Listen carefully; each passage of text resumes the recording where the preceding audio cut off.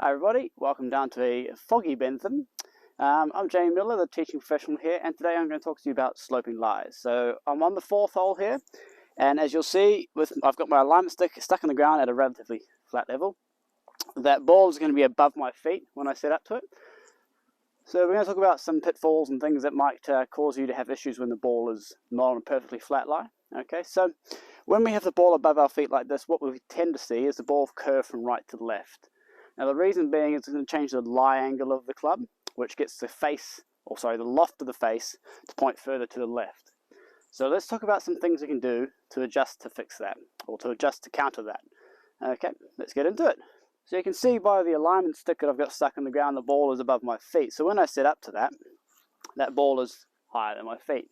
What that causes to happen is this club is going to sit a little bit flatter, which hopefully you can see on the camera there. Is going to point my stick, which is indicating the loft of the club, further to the left. It's going to make the ball go left, either by a pull shot, or either by pulling it or by curving it from right to left. Now, because also we've got that ball above our feet like that, generally speaking, and I'm speaking in general terms here, each person is individual depending on how they deliver the club and how they react to the slope. What will generally happen is we'll tend to swing a bit flatter, okay, which will cause, in most cases, the club to come more from the inside to the outside, which is why we get these big hooks when we marry it up with the loft of the face pointing further left. So let's talk about how we can adjust ourselves for that. So we now know what the ball is going to do. How are we going to counteract it? So the ball is going to curve from right to left due to that slope, the change of the changing the lie angle and the loft direction. What we're going to have to do is we're going to have to put some things in place in our setup. I believe in our setup is the easiest way to do it, to get the ball to start to the right and curve back on the target. So one thing we can do, and this also helps with the ground strike. So often a problem I find people have is they strike the ground first on these shots. So what we'll do, when we set up, we're going to set up with the ball more towards our back foot. So generally I would play the ball more up here with this is my 7-iron. So with the 7-iron I'd have the ball more up here. In this situation I'm going to play it just behind center. That ensures that my club path and my club face are more likely to be pointing to the right on this shot with the ball further back in my stance.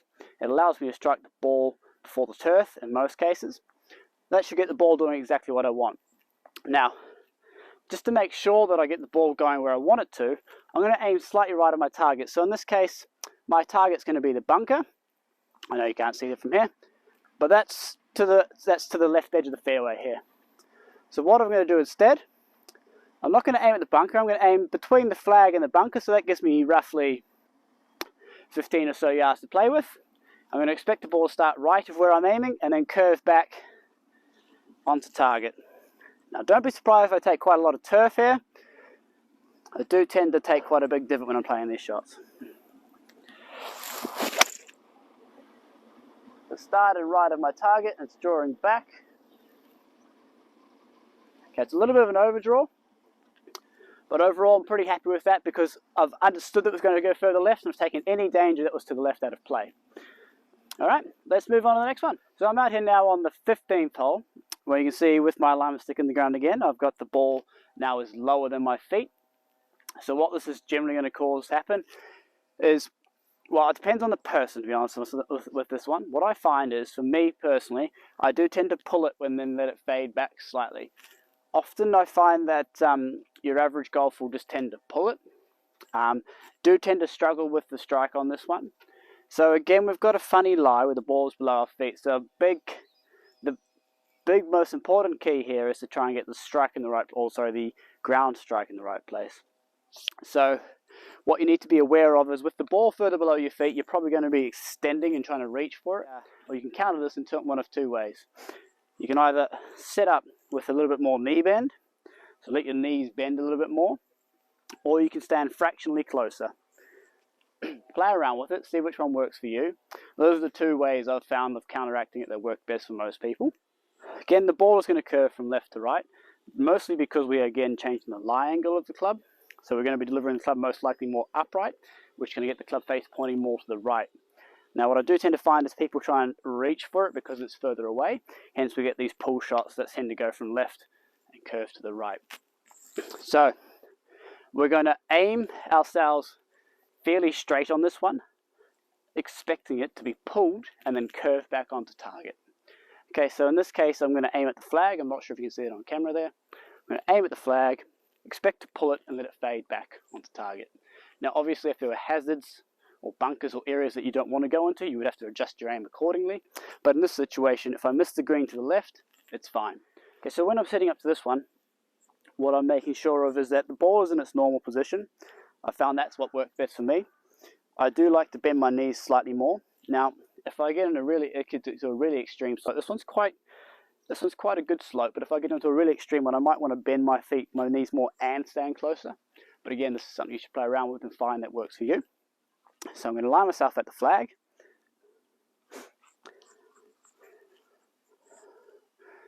And just swing away, trying to make sure that my ground strike is in the right place. I've pulled it nicely. It's now fading back on the target as expected. And I think that could be quite a good shot actually. Okay. So again, with the ball below our feet like it is, set up a little bit, either a little bit closer or a little bit more knee bend. Allow yourself to aim fairly straight at your target, expecting that it's going to be pulled to the left and then fade back on the target. All right, let's move on to the next one. Okay, we're out here at the 5th hole. Got a big downhill slope. Now personally, I quite like downhill slopes because I feel like they're helping me. They're helping me get my body weight shifting forwards and going through the ball, helping me transfer that energy in the way we want it to. Where I find the most common issues come from is when people try and fight that slope. They try and lean back, try and hit the ball up in the air. So I think as long as you're not fighting the slope, you're going to be okay. So in terms of setup and everything, I don't really change anything when it comes to downhill slopes. I'm just going to allow for the shot pattern I see. So when I play on a downhill slope, what I tend to see is I get my body weight slightly too far forwards, catch the ball a little bit thin generally, and get it going a little bit further right. So I'm going to allow myself to aim further right. Sorry, aim further left to allow for that ball to be pushed slightly to the right. Now it may change, may vary for you. Some people do tend to pull it off this slope. The only thing I would suggest is when we're playing this shot, understand your shot pattern, so left or right, and also understand that you don't want to fight the slope. Let the slope help you to play this shot. Okay, so what I'm going to do here, I'm going to aim myself up a little bit left of the flag, a little bit left of my target, which is going to be the flag. Understand that I may push it, and just allow myself to not try and fight the slope.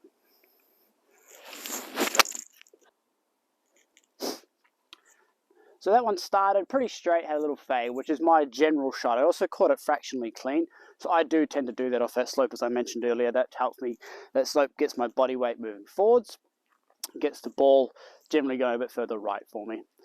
Understanding what you do off this slope is a big key. So for me, I push it, other people might pull it, and then not trying to fight the slope. So the biggest issues come when people try and fight the slope by pushing themselves back up the slope rather than working with the slope.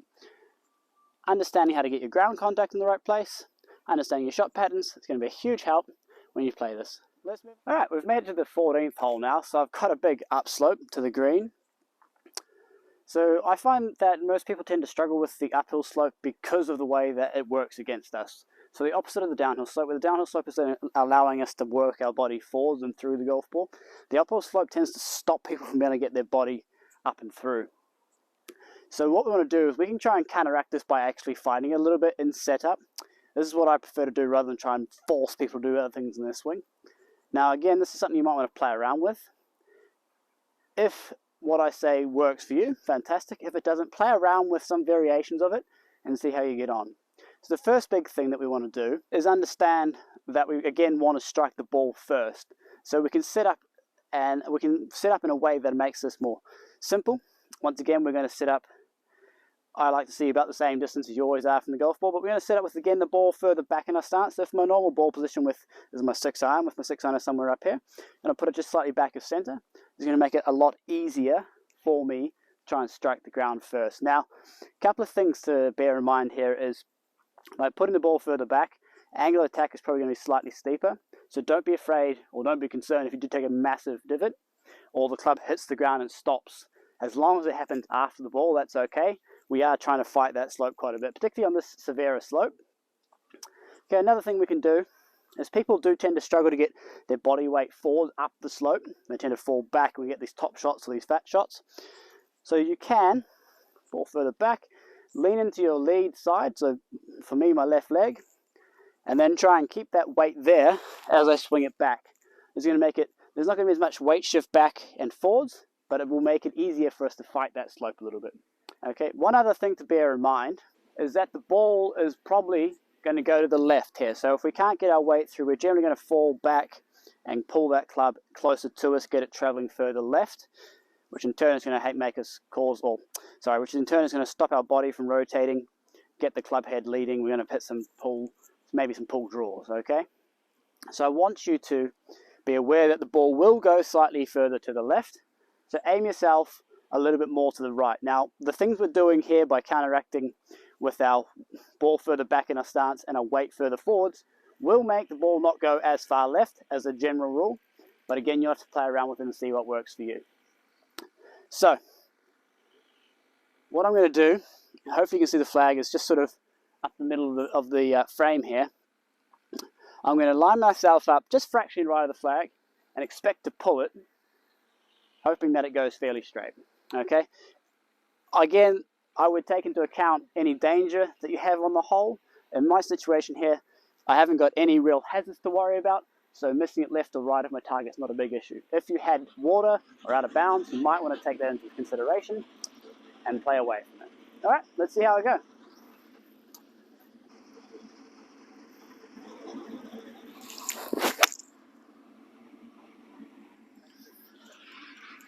So I struck that really well.